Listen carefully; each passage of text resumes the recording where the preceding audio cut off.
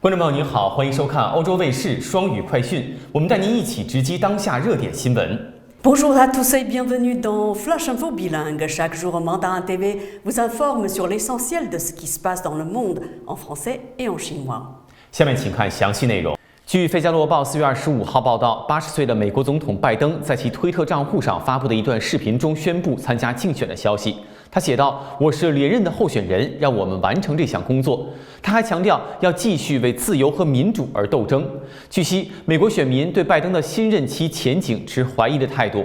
NBC 新闻周日发布的一项民意调查结果显示，70%的受访者不希望他再次参选，60%的受访者对特朗普也持相同的看法。Je suis candidat à ma réélection. Le président américain John Biden, âgé de 80 ans, a annoncé sa candidature dans une vidéo publiée sur son compte Twitter. Finissons le travail, a-t-il dit, en insistant sur le combat toujours en cours selon lui pour la liberté et la démocratie. Les électeurs américains sont en revanche plus dubitatifs devant la perspective d'un nouveau mandat de John Biden. Un sondage réalisé par NBC News et publié dimanche indique que 70% des personnes interrogées ne souhaitent pas qu'il se représente. 60% ont dit la même chose à propos de Trump. 联合国难民署4月25号周二宣布，苏丹交战各方达成72小时停火协议之后，多达27万人可能从苏丹逃往乍得和南苏丹。法国外交部宣布关闭法国驻该国首都喀土穆的大使馆，直至另行通知。交战双方的激战持续了10天，造成数百人死亡。法国总统马克龙宣布，法国从苏丹撤离了538人，其中209名是法国人。Jusqu'à 270 000 personnes pourraient fuir depuis le Soudan au Tchad et au Soudan du Sud, a annoncé mardi 25 avril l'Agence de l'ONU pour les réfugiés après qu'un cessez-le-feu de 72 heures a été conclu au Soudan entre les belligérants.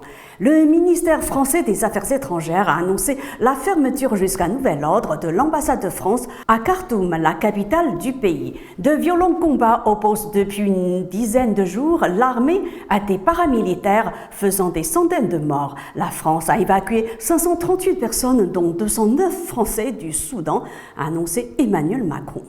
据4月24号星期一联合国机构发布的消息，印度人口预计将先与中国大陆人口持平，然后超过中国大陆人口。